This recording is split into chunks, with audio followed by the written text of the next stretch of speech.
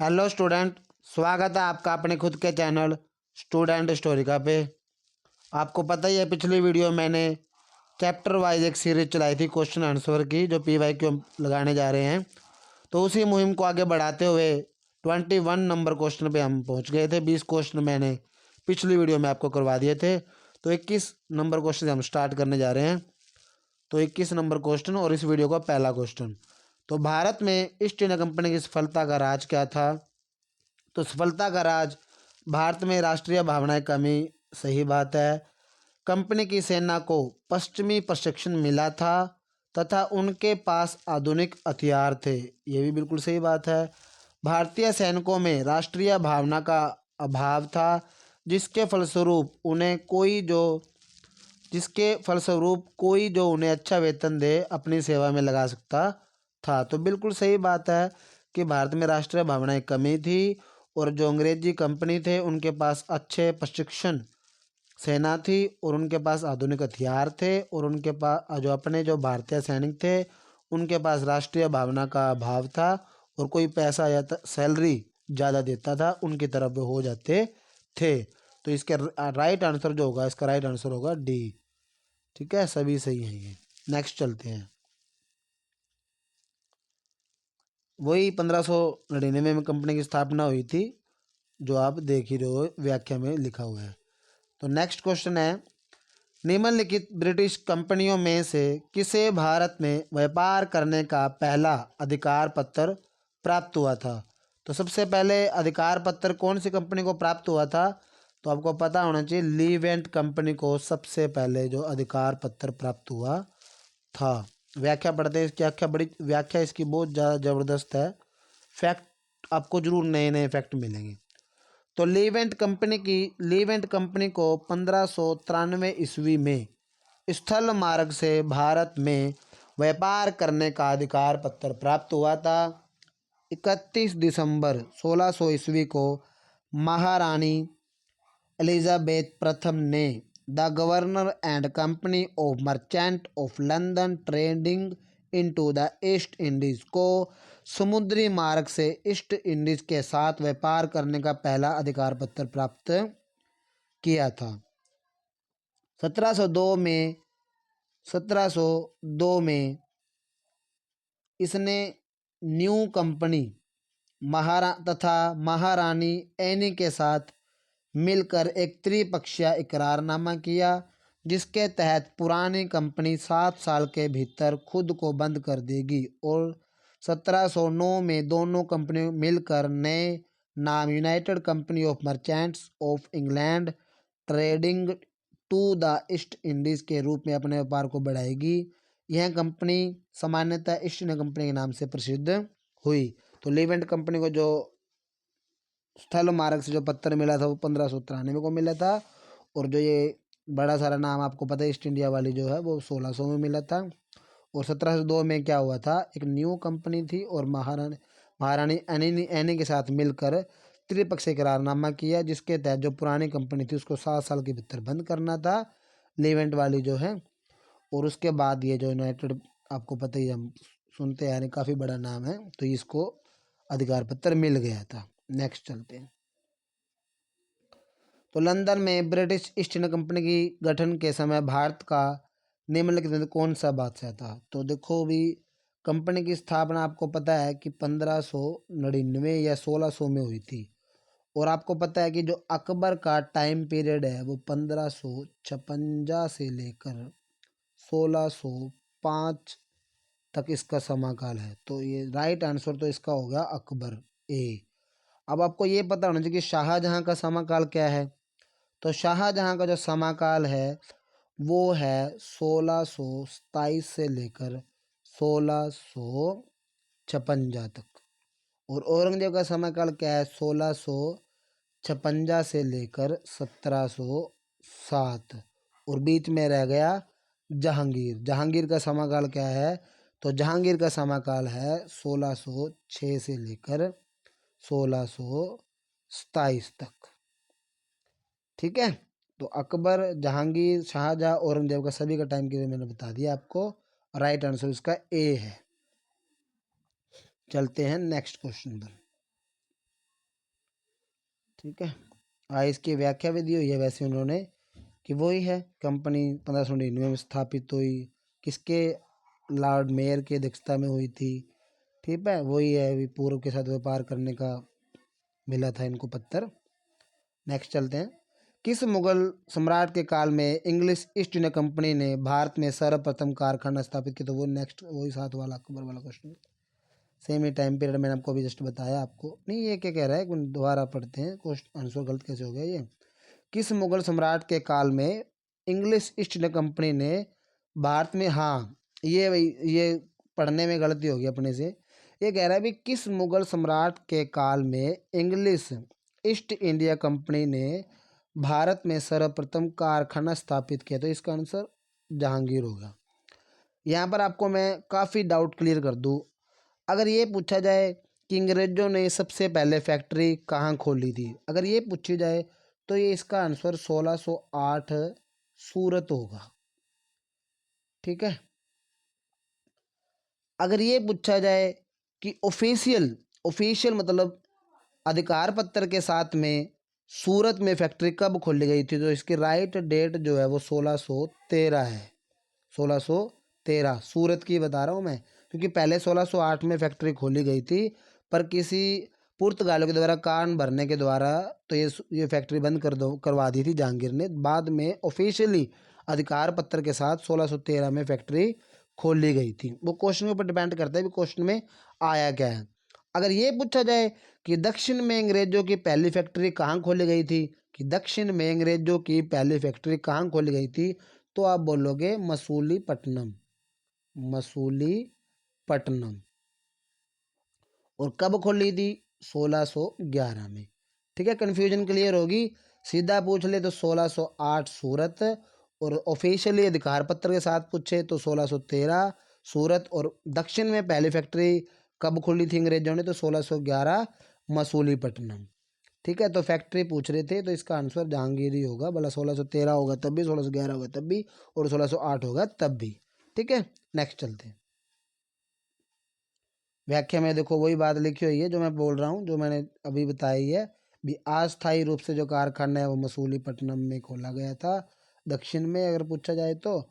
और 1613 में सूरत में कारखाना प्रथम स्थायी कारखाना। हाँ, ये आप बोल सकते हो कि अस्थायी जो कारखाना था तो वो तो 1608 सूरत हो गया, 1611 मसूलीपट्टनम हो गया, और स्थायी रूप से पूछा जाए तो 1613 में सूरत। ठीक है, समझ आ गई होगी मुझे पता आपको।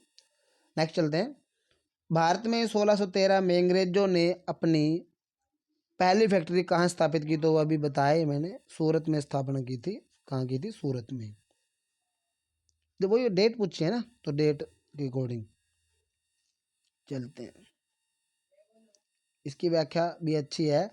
कैप्टन विलियम हॉकिंस सूरत से मुगल दरबार 1608 में पहुंचा, किंतु सूरत में फैक्ट्री की स्थापना की अनुमति पाने में सफल नहीं हो सका। 1611 में पुर्तगालियों के विरोध के बावजूद कैप्टन मिल्टन सूरत के समीप सवाबल्ली पहुंचा और मुगल गवर्नर से वहां व्यापार करने की अनुमति पाने में सफल हो गया। कैप्टन थॉमस बेस्ट द्वारा सूरत के बंदरगाह की विजय ने पुर्तगाली का एकाधिकार की निरंतरता को भंग कर किया। उसके बाद अंग्रेजों ने सूरत में 1613 में 27 कारखाना फैक्ट्री स्थापित की। ठीक है, उसके बाद ये आगे आपको पता ही है, अहमदाबाद, बुरहानपुर, अजमेर, आगरा में फैक्ट्रियाँ स्थापित की। इसमें ये है ना, इसमें एक स्टोरी है, 2 मिनट बता देता हूँ मैं आपके। सबसे पहले ना, जब कैप्टन हॉकिंस दरबार में आया था तो उसको फैक्ट्री खोलने की अनुमति मिल गई थी, पर कहते हैं कि एक दिन दरबार में वो शराब वगैरह ड्रिंक वगैरह करके आ गया था, तो इस चीज़ से वो जो जहांगीर था वो नाराज़ हो गया था, तो उसको वापस भेज दिया था।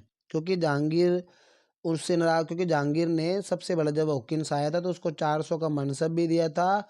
और हॉकिंस की बात कर रहा हूँ, जब हॉकिंस जहांगीर के दरबार में आया था तो जहांगीर ने क्या किया, उसे 400 का मनसब भी दिया था, अंग्रेजी खान की उपाधि भी दी थी, और एक आर्मियन महिला से विवाह भी किया था।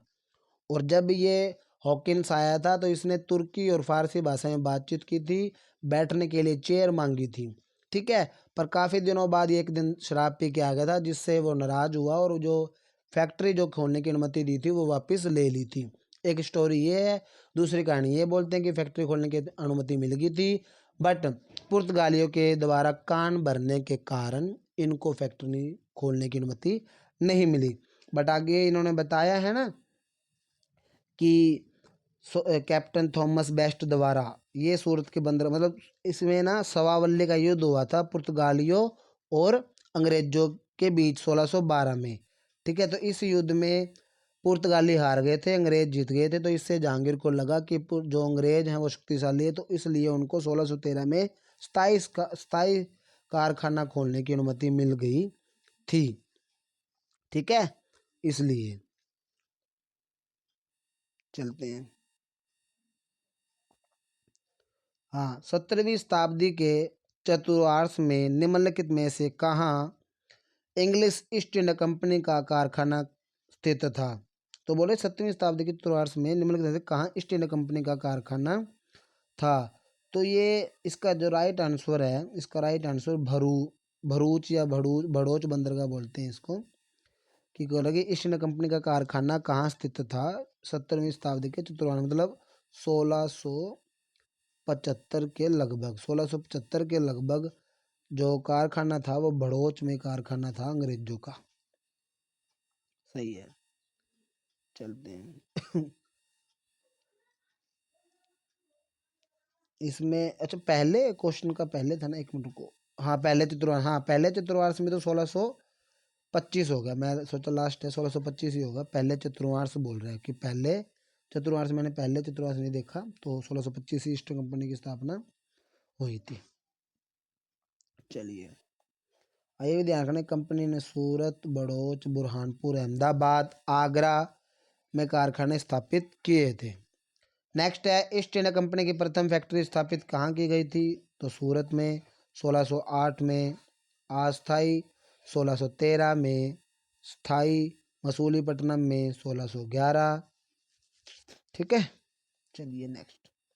और पांडिचेरी का मैंने आपको बताया था, याद है ना, सबसे पहले पुर्तगालियों ने कब्जा किया था, पुर्तगालियों के बाद डेनिस ने किया था, डेनिस के बाद डचों ने किया था, और डचों के बाद फ्रांस ने किया था, फ्रांस के बाद अंग्रेजों ने ले लिया था, फिर अंग्रेजों ने पेरिस की संधि के द्वारा 1814 में वापस फ्रांस को दे दिया था। याद है ना, मैंने बताया था आपको पांडिचेरी के बारे में, तो याद रखना है। चलिए आगे चलते हैं।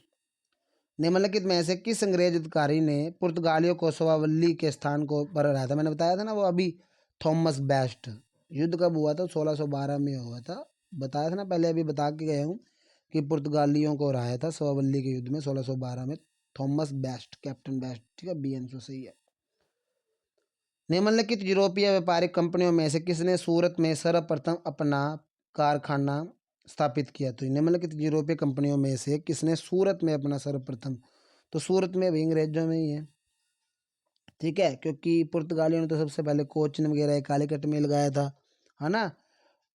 वैसे तो फ्रांसीसियों ने भी लगाया था, पर वो 1668 के आसपास सूरत में कारखाना खोला था, उससे पहले तो इन्होंने ही लगाया ना।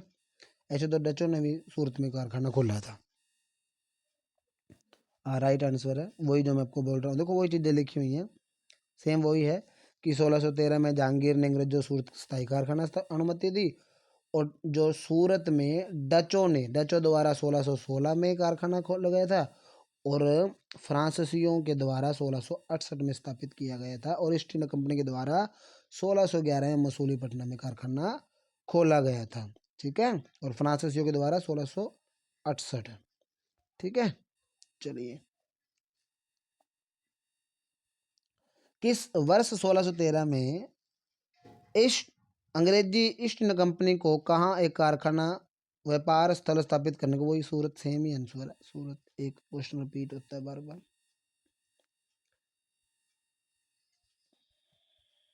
चलिए नेक्स्ट है, ईस्ट इंडिया कंपनी के प्रारंभिक दौर में वेस्टर्न प्रेसिडेंसी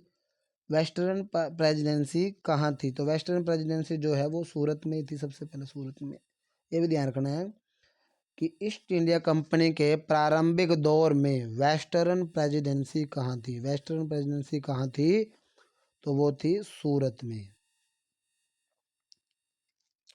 पहले थी ईस्ट इंडिया कंपनी की प्रारंभिक जो आरंभ में जो प्रेसिडेंसी सूरत में थी, और बाद में प्रेसिडेंसी कहाँ बन जाएगी, बॉम्बे में। और बाद में आपको पता है 3 हो जाएंगी, बॉम्बे हो जाएगा, मद्रास हो जाएगा और बंगाल हो जाएगा, है ना। 3 प्रेसिडेंसी इनकी मुख्य बन जाएंगी बाद में अंग्रेजों की, जब ये आपके ब्रिटिश ईस्ट इंडिया कंपनी ने बम्बई किससे लिया था। तो ब्रिटिश ईस्ट इंडिया कंपनी ने बम्बई किससे लिया था, तो वो लिया था पुर्तगालियों से, दहेज के रूप में लिया था। ठीक है, वो आ भी गया कि ब्रिटिश ईस्ट इंडिया कंपनी ने बम्बई जो है पुर्तगालियों से लिया था। क्यों लिया था, क्योंकि 1661 में इंग्लैंड के सम्राट चार्ल्स चार्ल्स द्वितीय का विवाह पुर्तगाल की राजकुमारी कैथरीन से हुआ था, और चार्ल्स को पुर्तगालियों के द्वारा बम्बई जो है उपहार समेत या दहेज के रूप में मिला था। और उसने क्या किया था, 10 पाउंड वार्षिक किराए पर 1668 में ब्रिटिश ईस्ट इंडिया कंपनी को दे दिया था। तो मिला कब था, दहेज के रूप में 1668 में, 1668 में और 1661 में, और दे दिया 1668 में। ठीक है, याद रखना। निम्नलिखित में से किस वर्ष प्रयागराज उत्तर प्रदेश के किले पर अंग्रेजों का अधिकार स्थापित हुआ। ये अच्छा क्वेश्चन है, कि निम्नलिखित में से किस वर्ष प्रयागराज उत्तर प्रदेश के किले पर अंग्रेजों का अधिकार स्थापित हुआ। तो अंग्रेजों का अधिकार स्थापित हुआ 1797, 1797, 1797, 1797। ठीक है, 1797, 1797। और अगर ये पूछ लिया जाए कि निम्नलिखित में से किस वर्ष प्रयागराज उत्तर प्रदेश के किले पर अंग्रेजों का अधिकार स्थापित हुआ, तो 1697 इन्होंने बता दिया। पर इस समय बंगाल का या भारत का गवर्नर कौन था, भारत का गवर्नर कौन था, तो भारत का गवर्नर था sir John Shore. Sir John Shore का टाइम पीरियड क्या है, 1793 से 1798। ठीक है, चलते हैं नेक्स्ट क्वेश्चन पर। ठीक है, नवाब बताया वो मैंने, मतलब मैंने गवर्नर बताया आपको बंगाल का, बट इसमें बताया है कि ये जो व्याख्या है, व्याख्या में दिया कि अवध के नवाब सादत अली ने 1797 ईस्वी में प्रयागराज इलाहाबाद का किला अंग्रेजों को सौंप दिया था। सौंपा किसने था, तो अवध का नवाब था सादत अली खान। सादत अली खान जो है ये फर्स्ट नहीं है, ये सेकंड है। ठीक है, उन्होंने बताया नहीं है, फर्स्ट नहीं है, ये सेकंड है। इसने क्या किया था, प्रयागराज इलाहाबाद जो है वो अंग्रेजों को सौंप दिया था। और मैंने बता दिया सर जॉन शोर के समय इन्होंने लिया होगा, टाइम पीरियड आपको बताया भी। ईस्ट इंडिया कंपनी के किस वर्ष गवर्नर को औरंगजेब द्वारा भारत से निष्कासित किया गया था। तो कह रहा है भी ईस्ट इंडिया कंपनी के किस अंग्रेज गवर्नर को, भी ईस्ट इंडिया कंपनी के किस अंग्रेज गवर्नर को औरंगजेब द्वारा भारत से निष्कासित कर दिया गया था। तो इसका आंसर होगा sir John child. Sir John child को औरंगजेब के द्वारा भारत से निष्कासित कर दिया गया था। क्यों कर दिया गया था, तो कह रहे हैं कि बम्बई के अंग्रेज गवर्नर थे, बम्बई के अंग्रेज गवर्नर थे जॉन चाइल्ड। तो 1688 में क्या हुआ, बम्बई और पश्चिमी समुद्र तट के मुगल बंदरगाहों का घेरा डाला तथा मक्का जाने वाले हज यात्रियों को बंदी बनाने का प्रयास किया। इसका कारण क्या हुआ, औरंगजेब ने भारत से उसे निष्कासित करने का आदेश दे दिया, और मुगल शासक औरंगजेब के सामने उसे विवश होना पड़ा और माफ़ी उसे मांगनी पड़ी। याद रखना, इतना शक्तिशाली थे कि अंग्रेजों को माफ़ी मांगनी पड़ी, और बाद में वो आपको पता ही है कि नेड़े ही नहीं लगते, है ना।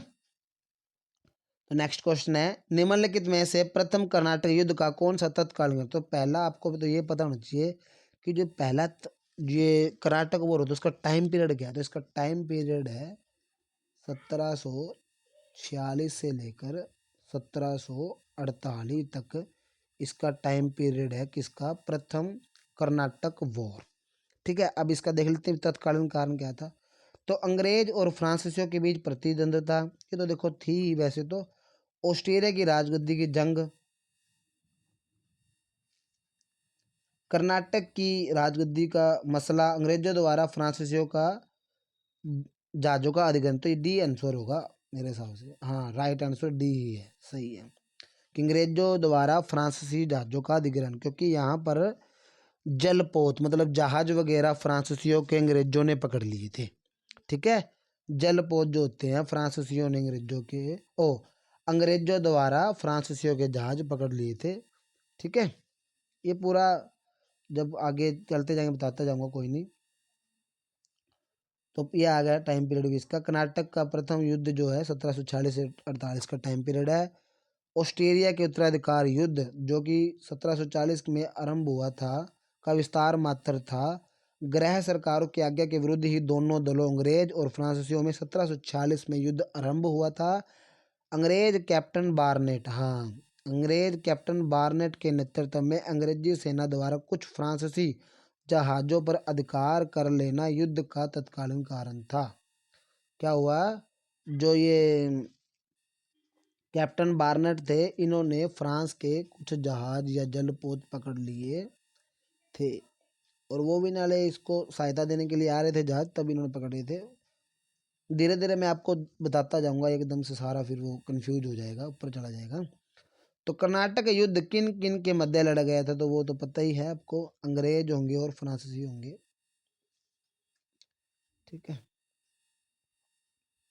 हाँ ये क्वेश्चन आ गया अच्छा, कि प्रथम कर्नाटक वॉर जो संधि हुई थी वो हुई थी एक्सला सेपल की संधि। कब हुआ था ये आपको मैंने बताया, ये 1748 में संधि हुई थी, 1746 में आंदोलन ये स्टार्ट हुआ था। फिर है दूसरा कर्नाटक वॉर। दूसरा कर्नाटक वॉर में जो संधि हुई है वो हुई है प्रथम मैसूर युद्ध। तो इसका होगा दूसरा जो कर्नाटक वॉर है, इसमें हो गया अनिर्णायक युद्ध।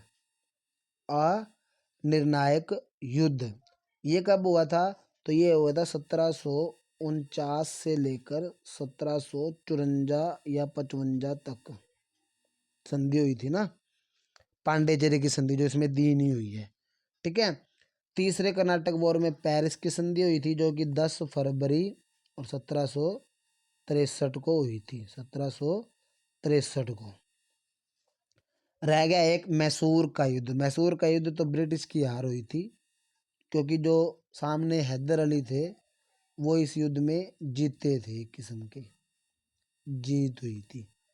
ठीक है, और ये जो हैदर अली वाला जो युद्ध है ये कब कब हुआ था, तो ये प्रथम कर्नाटक जो वॉर है वो 1767 से लेकर 1769 तक ये युद्ध चला था। और इस युद्ध में कौन सी संधि हुई थी, इस युद्ध में हुई थी मद्रास की संधि। मद्रास की संधि हुई थी 1769 में। ठीक है, इसका राइट आंसर भी सी है, सही सो मेरे लिए तो उन्होंने बता दिया, जैसे मैं जो मैंने बताया था वही है। अब वैसे अगर आपको मैं बता दूं यहीं पर ही कि अगर बात करने कर्नाटक वॉर की, तो मैंने आपको 3 वॉर बताए थे कर्नाटक वॉर में। एक तो बताया है 1740 से लेकर 1748, फिर बताया है 1749 से लेकर 1755, फिर 1757 से लेकर 1763 तक। ये हुए थे कर्नाटक वॉर, अंग्रेज और फ्रांसीसियों के मध्य, और बीच में मद्रास की शक्ति भी थी, कर्नाटक वॉर भी थे, और हैदराबाद के नवाब भी मिले जुले हुए थे। ठीक है, इसमें हुई थी एक्सला सेपल की संधि, इसमें हुई थी पांडेचेरी की संधि, इसमें हुई थी पेरिस की संधि। ठीक है, इसमें हुआ था अड़ियार का युद्ध पहले वाले में, दूसरे में हुआ था अंबूर का युद्ध, और तीसरे में हुआ था वो चंदुथरी का युद्ध। ठीक है, चंदुथरी का युद्ध। और फिर मैंने कर्नाटक वॉर की बात हो गई, फिर बीच में बात आई थी किसकी, मैसूर वाले की। मैं आपको मैसूर वाले भी क्लियर कर दूं। मैसूर वाले में आप देखोगे कि से लेकर 1769 तक पहला युद्ध चला, जो कि हैदर अली के सामने ये हार गए थे अंग्रेज, और संधि हुई थी कौन सी, मद्रास की। ठीक है। फिर उसके बाद 1780 से लेकर 1784 तक दूसरा युद्ध हुआ, जो कि संधि हुई थी कौन सी, मंगलोर की, मंगलोर की 1784 में। और इस युद्ध में कौन जीते थे, लगभग अंग्रेज जीते थे। और ये ध्यान रखना कि इस युद्ध में मंगलोर के युद्ध जो संधि हुई थी, ये संधि किसने की थी, तो ये संधि टिप्पू सुल्तान ने की थी। टिप्पू सुल्तान ने क्यों की थी, क्योंकि 6 दिसंबर 1782 को पहले ही हैदर अली जो है उसकी मृत्यु हो चुकी है, इसलिए इसकी जो संधि करने वाला कौन है, कौन, टिप्पू सुल्तान।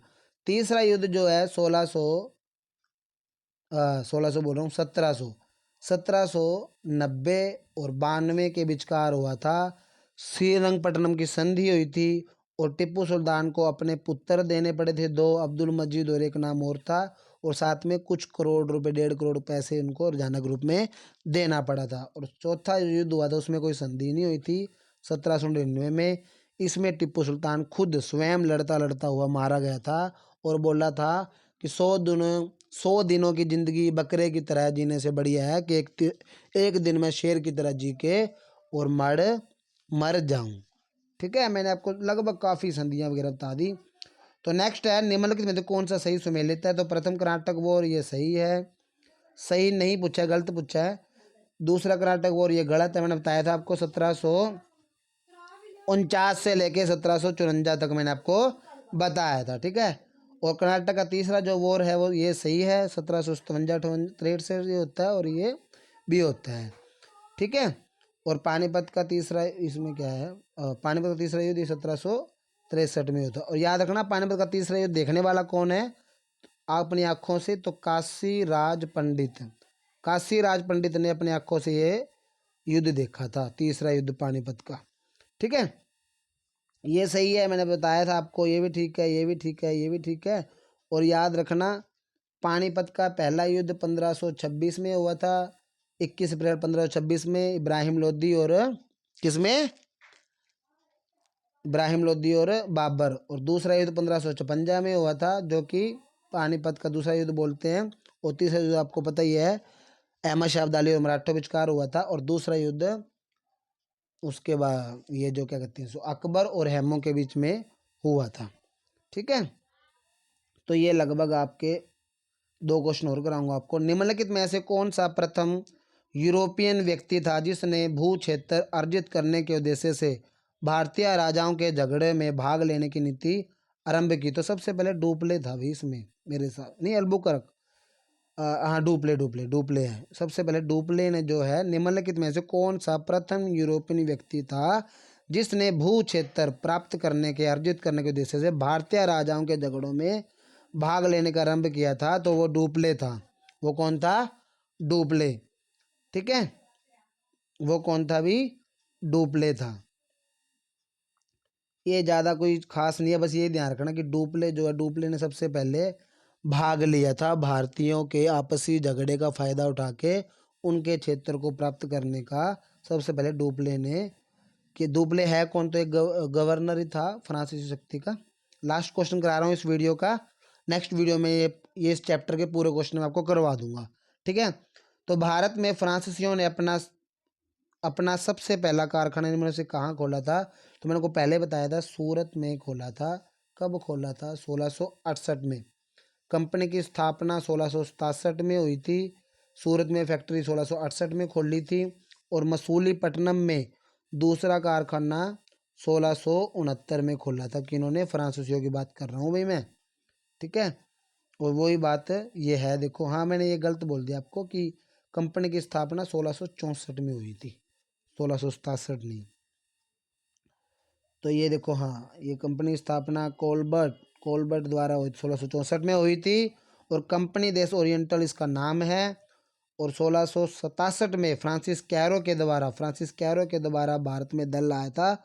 और 1668 में सूरत में अपना पहला फैक्ट्री खोल ली थी। और 1669 में मसूलीपट्टनम में कारखाना इन्होंने खोला था। और 1768 में जो कारखाना खोला था सूरत में, और 1767 में फ्रांसिस कैरो के नेतृत्व में एक अभियान आया था। याद रखना 1767 में फ्रांसिस कैरो के नेतृत्व में आया था अभियान। लास्ट क्वेश्चन इस वीडियो का 40वां। तो फ्रांसिस ईस्ट कंपनी की स्थापना हुई थी तो वहाँ जब कौन थे, तो लुई 14वें थे भी। लुई 14वें, जब फ्रांसिस ईस्ट इंडिया कंपनी की स्थापना होगी तो लुई 14वें थे। अब बाकी क्वेश्चन आपको मैं 41 में पहुंच गया हम लोग। 40 इधर पूरे हो गए थे क्या? 40 इधर पूरे हो गए थे, हाँ 40, चलो 40 कोई नहीं, आगे से 42 पे आ जाएंगे, कोई बात नहीं है। ठीक है, इसकी व्याख्या ही नहीं। ठीक है भाई, देख लो भाई, क्वेश्चन आपने देखा है भाई, धीरे धीरे हमारी स्पीड बढ़ती जाएगी। ठीक है, रिवीजन आपका होता जाएगा। मैं बार बार कह रहा हूँ, कोई स्टूडेंट अगर रिवीजन करना चाहता है तो उसको बहुत ज़्यादा फायदा होगा। तो हमारे साथ जुड़िए, सब्सक्राइब करिए चैनल को। ठीक है, धन्यवाद, मिलते हैं नेक्स्ट वीडियो में। ठीक है जी, चलिए जी।